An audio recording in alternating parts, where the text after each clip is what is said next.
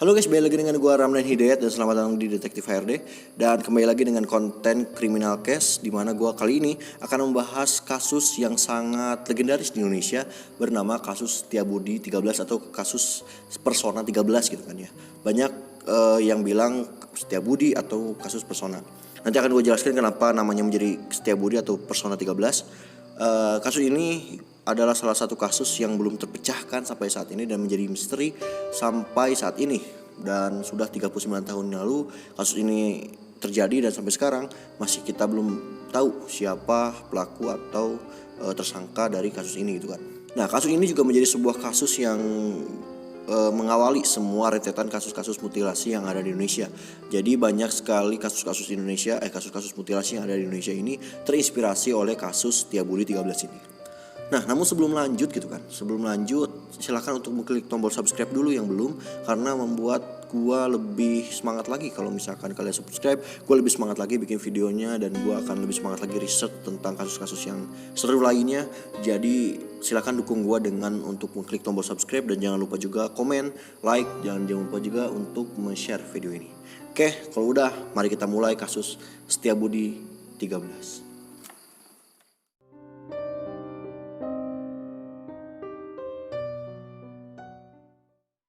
Pada tanggal 23 November 1981, dua satpam dari PT Garuda Motor menemukan dua kardus tergeletak di atas trotoar Jalan Sudirman, Jakarta, tepatnya di daerah persimpangan Jalan Setiabudi, Jakarta Selatan. Awalnya kedua satpam ini tidak peduli dengan dua kardus tersebut. Namun ketika diperhatikan ternyata kardus ini dikelilingi oleh lalat lalu mengeluarkan bau busuk gitu kan. Setelah itu mereka pun tertarik dengan kardus tersebut. Ketika mereka mendekat, ternyata bau busuknya semakin kuat dan mereka mulai berekspektasi yang tidak-tidak gitu kan ya. Mereka tidak berani membuka karena mereka juga takut kalau misalkan di dalam kardus itu memang sesuatu yang tidak-tidak. Dan kalau misalkan mereka membuka dan takutnya mereka menjadi bumerang buat mereka, takutnya mereka jadi tersangka gitu kan. Setelah itu kedua satpam ini mencari pos polisi terdekat, maka mereka melihat Polantas yang sedang bertugas untuk mengamankan atau mengatur lalu lintas. Memang karena saat itu lalu lintas di jalan tersebut memang sangat padat, sampai sekarang pun juga jalan tersebut juga masih padat itu. Namun ketika tahun 81 itu memang masih kurangnya teknologi rambu lalu lintas, lampu lalu lintas masih kurang gitu kan ya. Jadi polisi lalu lintas ini sangat berperan penting dalam mengatur lalu lintas yang ada di jalan ketika itu.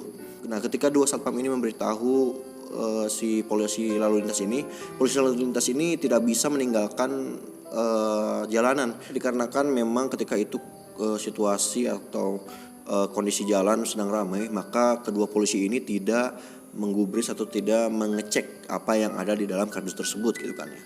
Nah, di saat yang bersamaan ada dua orang pemulung atau gelandangan ketika saat itu menemukan dua kardus tersebut. Karena mungkin kedua gelandangan itu sudah biasa dengan bau busuk dan mereka juga mengira bahwa itu adalah sampah biasa mungkin ya karena mengeluarkan bau busuk.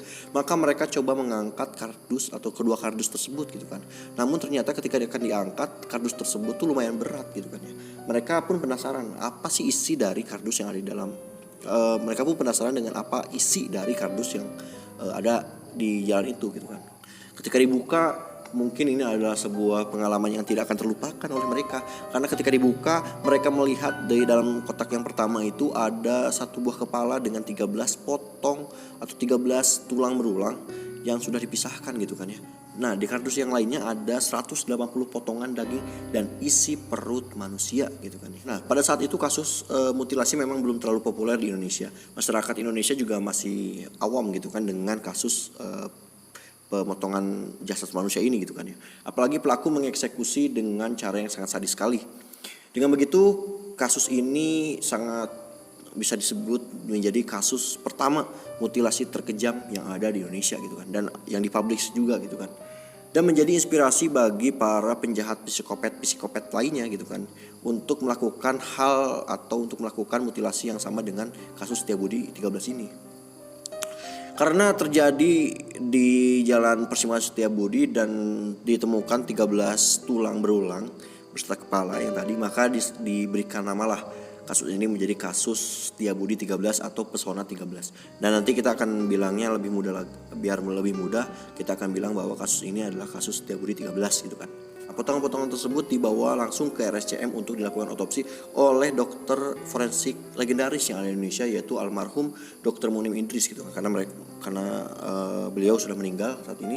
Dalam pemeriksaannya, Dr. Munim Idris ini lalu menyusun potongan-potongan itu hingga menjadi jasad utuh atau nyaris utuh karena beberapa bagian hilang seperti anus, kandung kemih, dan pankreas korban hilang gitu kan. Ada beberapa organ yang hilang gitu kan, bagian tubuh yang hilang. Nah, melalui jasad yang sudah disusun, Dr. Munim Idris ini bisa menyimpulkan bahwa korban adalah seorang pria yang menderita penyakit fimosis atau lubang saluran urin yang sangat sempit di ujung kemaluan yang tidak disunat. Kisaran usianya ini sekitar 18 sampai 21 tahun, jadi masih sangat muda sekali gitu kan. Tinggi badannya 165 cm, tegap dan agak gemuk. Korban juga memiliki ciri-ciri khusus berupa beberapa tahi lalat di tubuhnya. Berdasarkan tanda-tanda forensik korban, Munim Idris menduga proses mutilasi berlangsung pada 21 November malam hingga dini hari berikutnya gitu kan.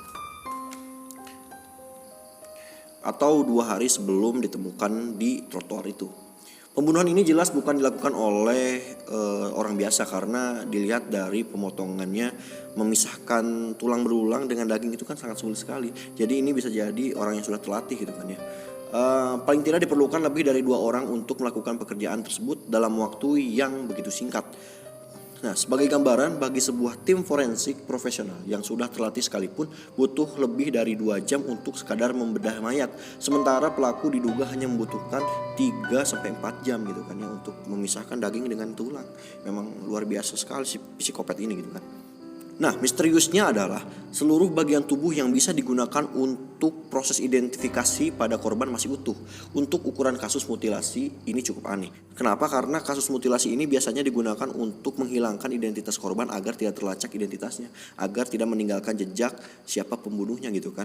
Namun ini dilihat dari semua bagian tubuh yang bisa diidentifikasi data atau identitas si korban ini ternyata masih ada gitu kan, seperti kepala, muka, dan sidik jari atau tangan untuk diambil sidik jarinya, lalu kaki untuk diambil sidik jarinya masih ada gitu kan. Jadi ini tuh kasus seperti ibaratkan si tersangkanya ini ingin show off gitu, ingin memperlihatkan bahwa inilah korban gua gitu kan. Jadi saya tidak peduli dengan apapun, jadi inilah korban saya gitu kan.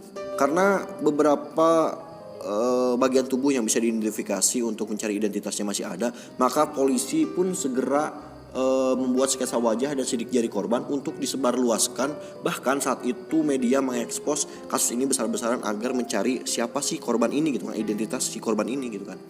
Namun hingga saat ini tidak ada satupun informasi yang masuk soal identitas korban.